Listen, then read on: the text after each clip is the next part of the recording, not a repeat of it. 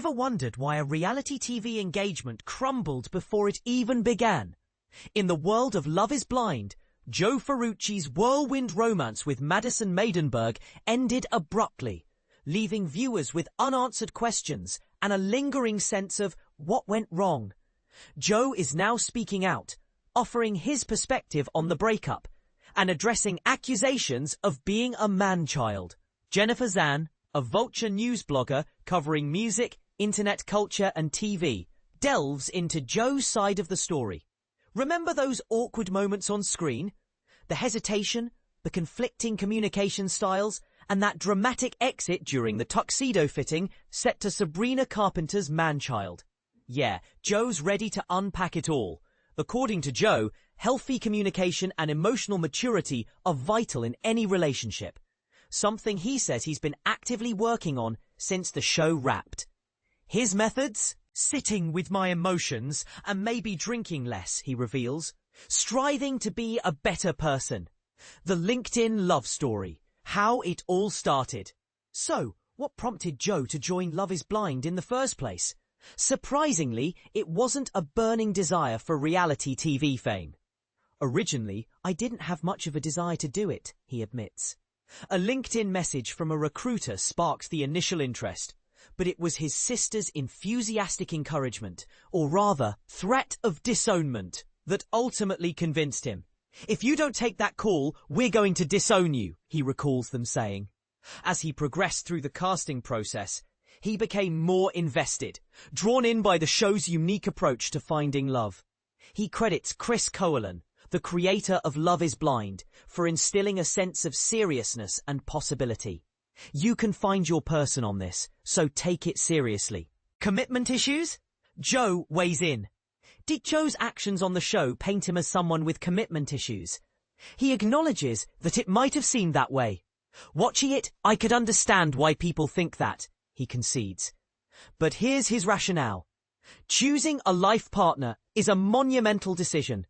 If doubts arise or a genuine incompatibility surfaces, it's better to walk away than to force a relationship. If you're not sure, or you genuinely know, this is not my person, it is okay to look for somebody that's more compatible. He acknowledges that his past engagements ended abruptly, which, he admits, probably doesn't look the best. However, he stands by his decisions, stating he'd rather end things than be unhappily married and divorced. The breakup breakdown. Why Madison wasn't the one. Why didn't Joe offer Madison a more detailed explanation when he ended their engagement?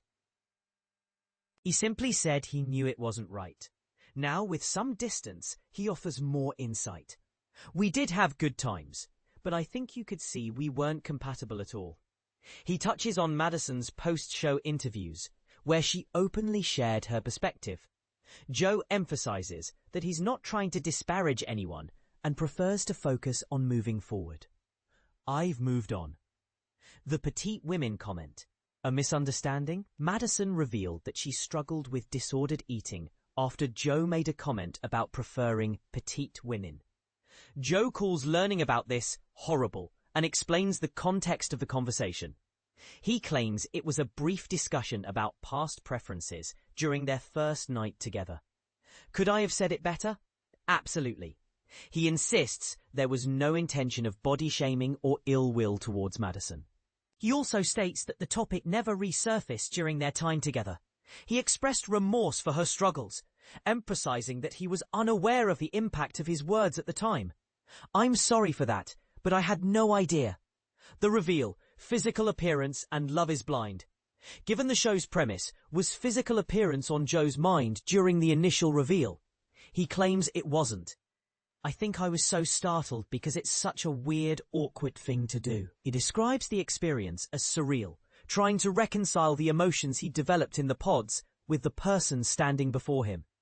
He attributes his awkwardness to a lack of media training, emphasizing that nothing can truly prepare you for that moment. Man-child, laughing it off? How did Joe react to Netflix's choice to play Sabrina Carpenter's man-child as he stormed out of the tuxedo fitting? He found it amusing. They knew what they were doing. It was funny. I can laugh at myself. I did laugh. But does he think the label fits? Man-child. then and now. He concedes that some of his actions on the show were a little childish, for sure. He attributes this to the intense emotional pressure and turmoil of the experience. You're under extreme emotional stress, turmoil, and God, I crumbled. But what about now? Does he still identify as a man-child? Listen, I didn't identify as a man-child back then either, he exclaims. He maintains a strong sense of self-worth and believes those who know him would agree. Regrets? Could he have ended things sooner? Looking back, does Joe think there was a moment when he could have ended the engagement earlier? He believes he genuinely tried to make the relationship work.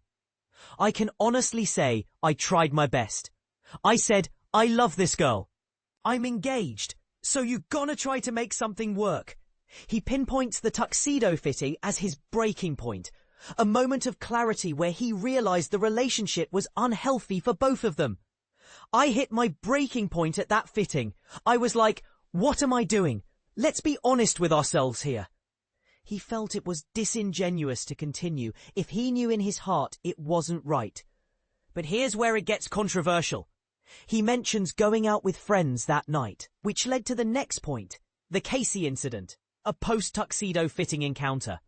The night after the infamous tux fitting, Madison alleges that Joe had an interaction with fellow contestant Kacie at an outing.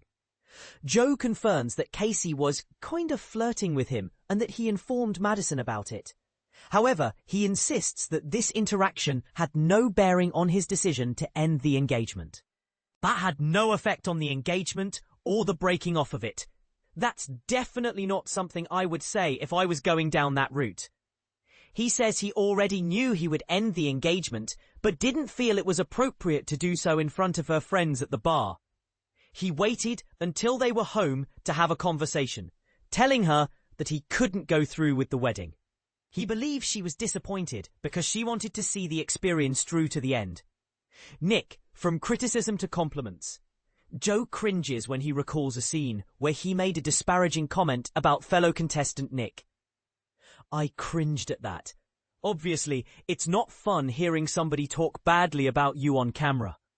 Despite the initial criticism, Joe now recognizes Nick's good heart and genuine nature.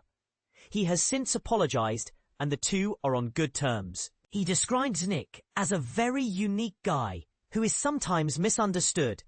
If you get to know him, he means very well. It just didn't get shown on camera. Alcohol and emotions, a coping mechanism.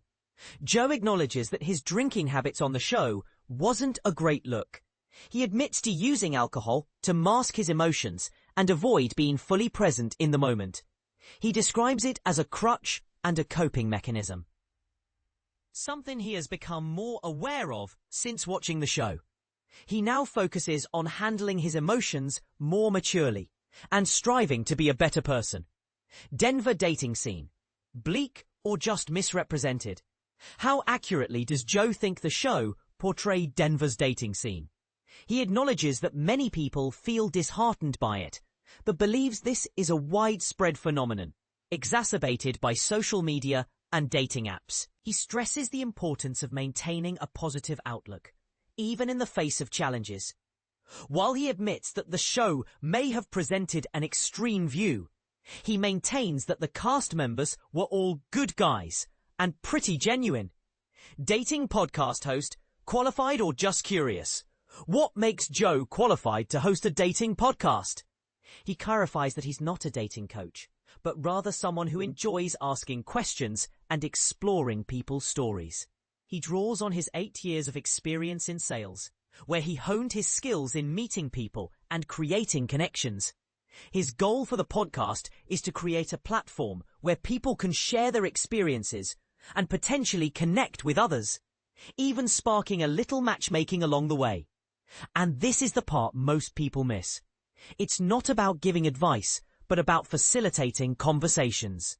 Podcast wisdom, manifesting a positive mindset. Has Joe applied any advice or insights from his podcast guests to his own dating life? He emphasizes the importance of a positive mindset and the power of manifestation. He believes that approaching dating with a positive outlook can attract positive experiences and relationships. He acknowledges that this concept may seem woo-woo to some, but he believes there is something to be said for the power of positive thinking. Third time's the charm. Having been engaged twice, does Joe still want to get married one day? Absolutely. He remains a hopeful romantic and believes that third time's the charm. He still dreams of having a family and becoming a dad, a role he feels called to. Despite the negative perception some viewers may have formed from the show, he remains optimistic about finding his future wife. So, what do you think? Was Joe truly a man-child on Love is Blind? Or was he simply a product of a highly stressful and artificial environment? Do you agree with his assessment of his past relationships and his explanation for ending his engagement with Madison? And what are your thoughts on his approach to dating and relationships now?